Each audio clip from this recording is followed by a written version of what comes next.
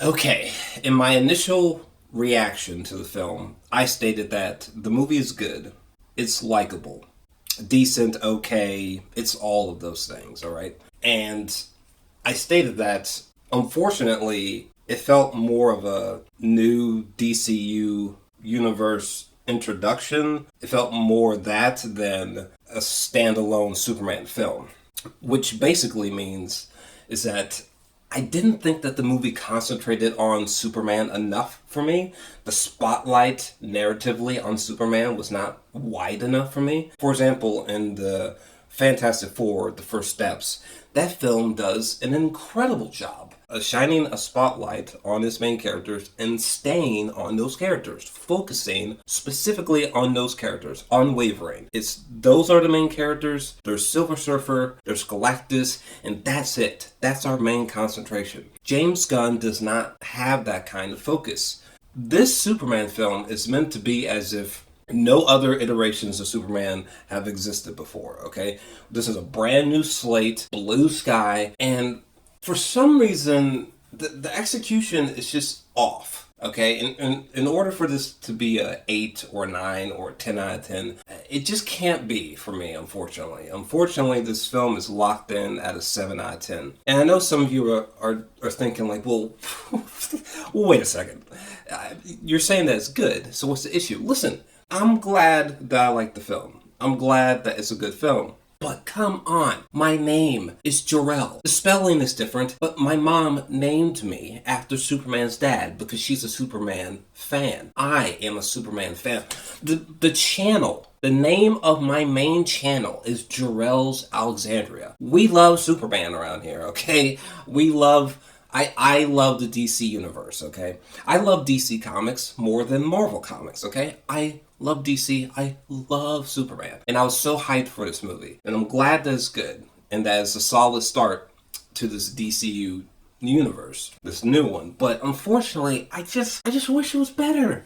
I mean, for God's sakes, I had a lot of problems with the first two phases of the MCU. But at least in phase one, Iron Man, in my personal opinion, is a 9 out of 10. So when I say that James Gunn feels very unfocused in this film and that he's concentrating on other DCU universe elements more so than on Superman, this is what I mean, okay? So number one, things that we did not need in this film, at least that I did not need. The Justice Gang. What? Okay, this is our introduction to a brand new Superman, okay? Why do we have a knockoff Justice League or whatever the fuck is going on? Like, what? We're just doing too much here, okay?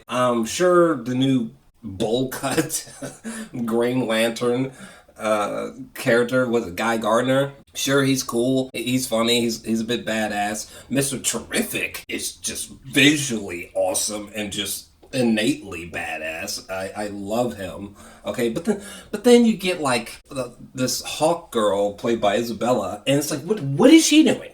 Like, she's just giving nothing narratively. She's not doing anything substantially to the story. So she's like, it's like you shoved in Justice Gang, but it's like we needed more time with them, and we needed more time building up to them, and it's like now that you shoehorned them into the story, we got like characters like Hawk Girl suffering for it because she doesn't have much to do. Lord. So we did not need the Justice Gang. We did not need this pocket universe sequences, okay? We did not need Lex Luthor building a pocket universe. What? Couldn't he have just been working on some warheads that when these nuclear bombs explode, they can emit, I don't know, state-sized black holes or something like this? I mean, why does he need a pocket universe with a Minecraft river? Superman almost loses his life chasing after some ugly CGI goblin baby. Good Lord, I did not like that scene. Speaking of which, we did not need that morphing guy, whatever his name is, and his little gremlins, baby. We did not need any of that. We did not need Ultraman, okay? Good Lord. He's already defeated a near Bizarro level character already? What? What? We did not need Supergirl, okay? I don't know why Supergirl was just dropped in here, okay? She just I don't care about the accuracy. I'm talking about the execution. Oh, but they made her kind of accurate to the comic. Great, but unfortunately, the execution is what I'm talking about. I didn't care for, okay? She flies in drunk and has this little 30-second whatever moment of screen time, which felt comedic in a way that just did not work for me. It almost came across as if the actress was playing Supergirl and she went on Jimmy Kimmel and they were like, hey, we know you just got here and you didn't know, but you're going to do this little comedy skit, okay? Get ready, here we go. Break, you know? I would imagine that comedy skit would be just as dumb and unfunny as the introduction to Supergirl in this movie. It just, it did not work for me. By the way, what? Superman's okay with his cousin being drunk? I don't see that, but whatever. So we didn't need those things. And honestly, but at the same time, it's a back and forth thing. Like, he's cute and makes some great, honestly, kind of iconic imagery. But at the same time, Krypto being untrained creates some annoying aspects at times. There's a moment where Krypto's blatantly disrupts a great emotional moment. I was like, oh my god, why? It's like, it's as if James Gunn is incapable of going more than 12 minutes without being comedic, which I find to be really, really annoying. Or he does a similar thing at the start of the movie where, for some reason, we learned that Superman has lost his first fight, right? But we don't get to see the fight, which I thought was a very bizarre, dumb decision. We don't get to see the fight, but instead we see the aftermath and we see Superman crash. And then there's this moment where Kryptos is making Superman... He's making Superman squeal and scream in pain. Superman does way too much screaming in this movie for my liking.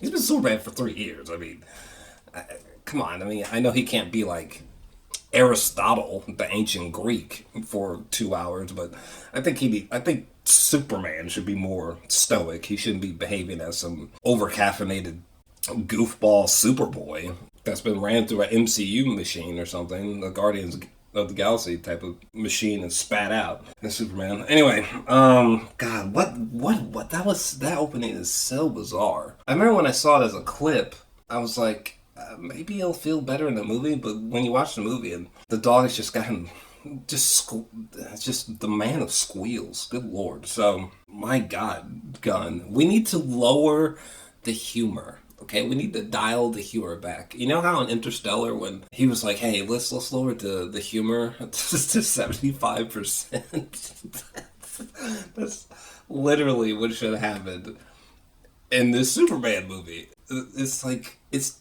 too goofy. I appreciate it being bright and the sunny opposite to Snyder's way too melancholy Superman. What was going on there, Snyder? What? But yeah, there's just the humor, the James Gunn's humor interrupts too many emotional sequences that would have worked better without the humor. So in summary, instead of focusing on Superman, for some reason James Gunn is focusing too much on the Justice Gang, on these pocket universe sequences, on Ultraman, on the Morphing Guy and his ugly demon baby, on this little drop of Supergirl. We got Kryptos for some reason.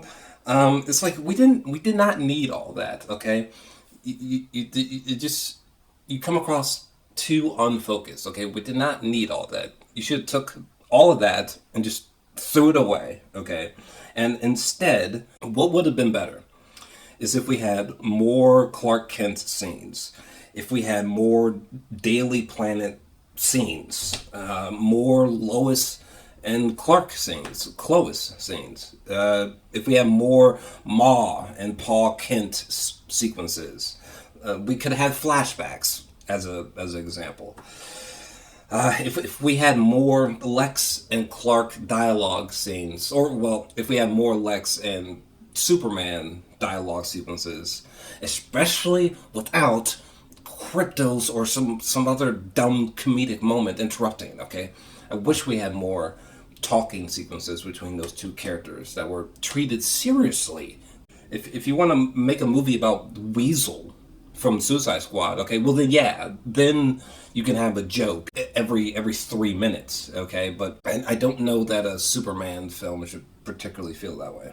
Oh, also, I think we could have used a stronger musical score. I don't know. It's so weird. In the Man of Steel, Jor-El and Lara, they're used in such a loving, such a poetic feeling way, and it's so awkward how in this film they just feel so even unnecessary. They didn't even come across as his parents, to be honest with you. They just felt like some random characters. When you realize that that's supposed to be his parents, it's what?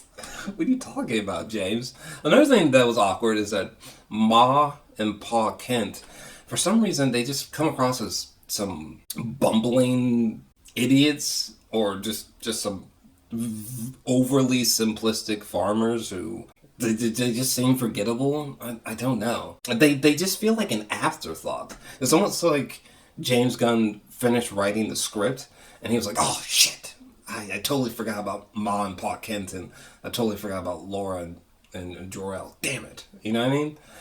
Anyways. As you can see, I find the film very flawed. I like it, but God, there's just a lot of problems. But yeah, it's a 7 out of 10. Hopefully the next one's better.